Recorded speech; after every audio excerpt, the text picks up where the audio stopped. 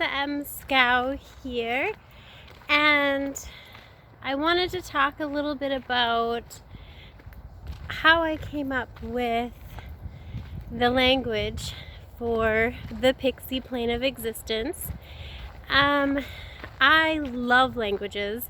Obviously, I'm a writer, and so I love English, but I also have a huge inclination towards foreign language.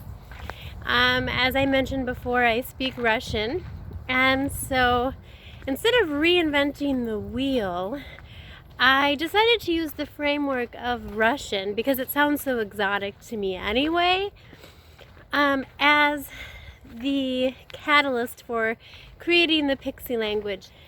And how I did that was I decided that I would take the root words of Russian and tinker with them a bit and, change the ending or change the beginning.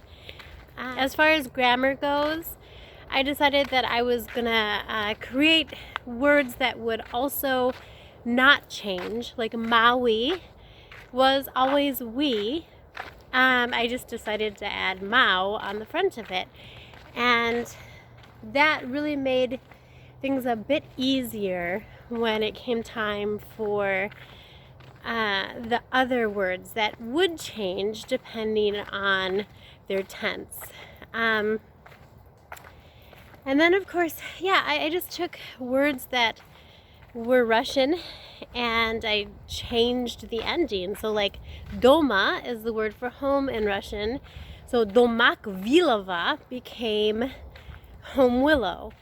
And I don't know if vilova is the word for willow in Russian. I suspect it's not, but it sounded like it fit in with the language. And so that one is just a made up word, vilova.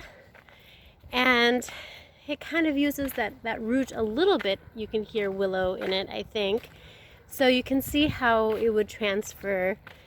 And I tried to do that with the language, and it wasn't always easy. Sometimes I was like, oh, how do I make up this word or remember this word? So I did end up having to create a glossary so that I could go back and look at my own language that I made up and try to remember the words so that I had some consistency throughout the book, because anybody that writes knows sometimes you write a chapter and then you don't get back to it for like a week or a couple weeks. I mean, depending on if you're busy or get writer's block or just, not having the inspiration come.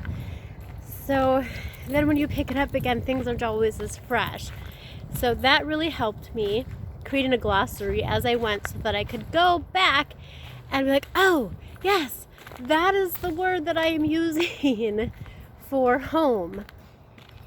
And the names of my pixies are unusual, I think. Dasakata, that's a name that you probably have never heard before.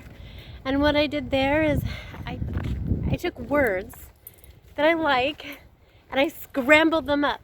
Like, I used to be a gymnast, so nastmaiga is gymnast scrambled up, and I decided that was how I was gonna name pixies. So that's a little secret. You can go and try to figure out which words I was scrambling if you are so inclined.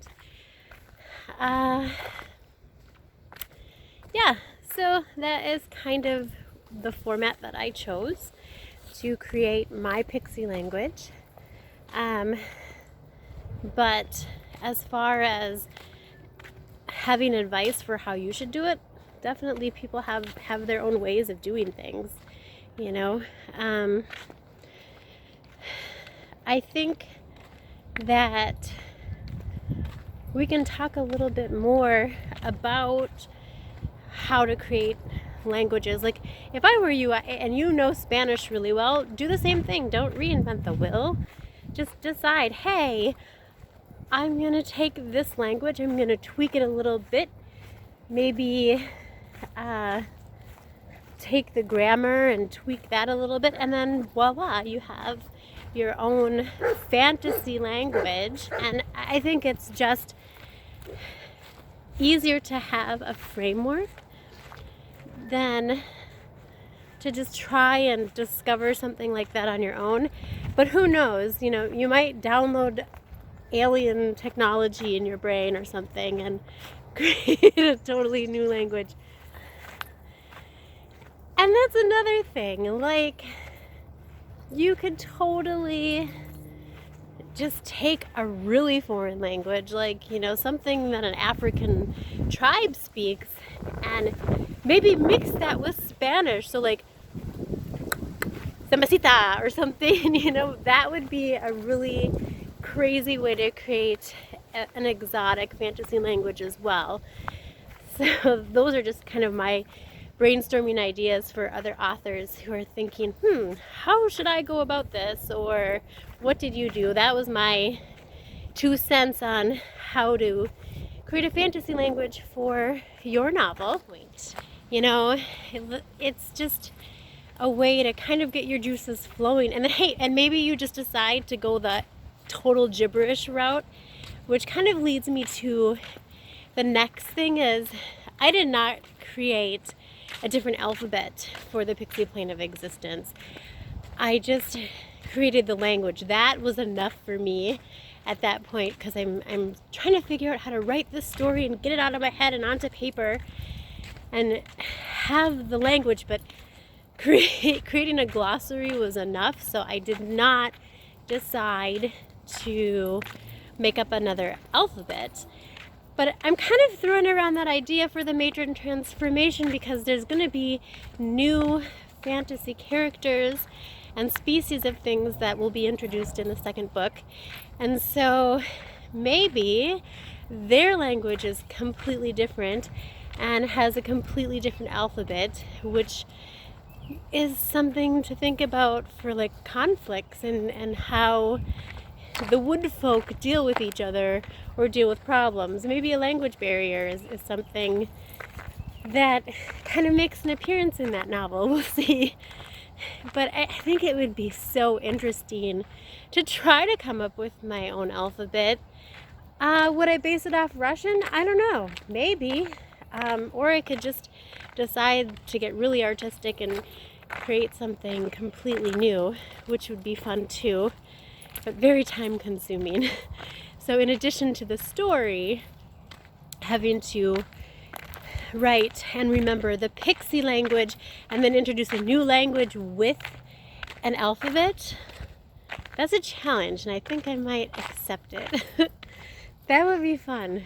Maybe it will be Sensita. Who knows? That would be so great. Anyway, so that was sort of the framework that I used to create my fantasy foreign language. Hopefully I've given you guys some ideas if you're in the process of doing that for one of your novels. And in the meantime, I'm going to throw around this idea of totally having a new alphabet and how I would even go about figuring that one out. So thank you so much for tuning in. I really appreciate it.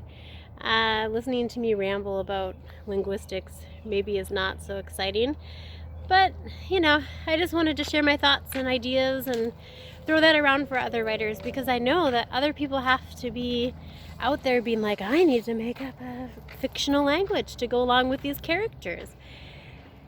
And it's doable. It's a challenge, but it's doable. So keep at it, guys. Bye.